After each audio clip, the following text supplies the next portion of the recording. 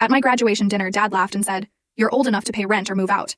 This isn't just a story about a family. It's about a moment when everything you thought you knew about loyalty and sacrifice gets shattered by a single, casual demand, and how sometimes the only way to save yourself is to build a secret life, brick by brick, right under their unsuspecting noses.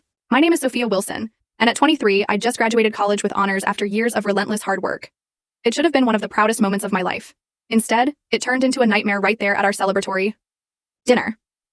My father, Robert, clinked his glass, that familiar self-satisfied smile playing on his lips, and announced to the whole table, "Congratulations, but you're old enough now to pay rent or get out."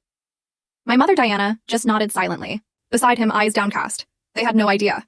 They had no idea I'd been planning for this very moment for months, or that I already owned my own house. The look on their faces the next day, you guys, it was going to be worth every single penny I had saved.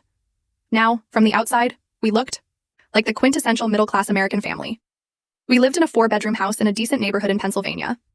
Dad worked as a senior systems analyst. Mom had a part-time job at the local library. My younger brother, Jake, and I, we never wanted for anything. We had annual beach vacations, birthday parties, piles of Christmas presents.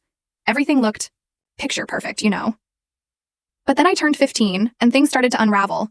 Dad came home one day with this strained, defeated look. He'd been laid off. His company was downsizing, and despite 15 years of loyal service, he was among the first to go. Mom immediately increased her hours at the library, but her salary barely covered groceries, let alone our mortgage. "It's just temporary," Dad promised us that night at dinner. "I'll find something better soon." That something better never came. Months dragged on, and the only jobs Dad could find paid significantly less than his previous position. His pride took a massive hit. I'd hear him late at night, the glow of his computer screen illuminating his frustrated face as he scrolled through endless job listings. Mom kept working more and more, but the financial strain was undeniable. Bills piled up on the kitchen counter, and the lighthearted atmosphere in our home gradually gave way to tension, to whispered arguments after Jake and I were sent to bed. By the time I turned 16, I knew I had to help. I applied for a job at the local grocery store, bagging items after school and on weekends. My first paycheck was just over $100. I remember proudly handing it to my mom.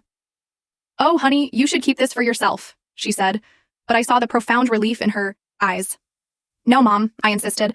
"I want to..." Full story video added in below.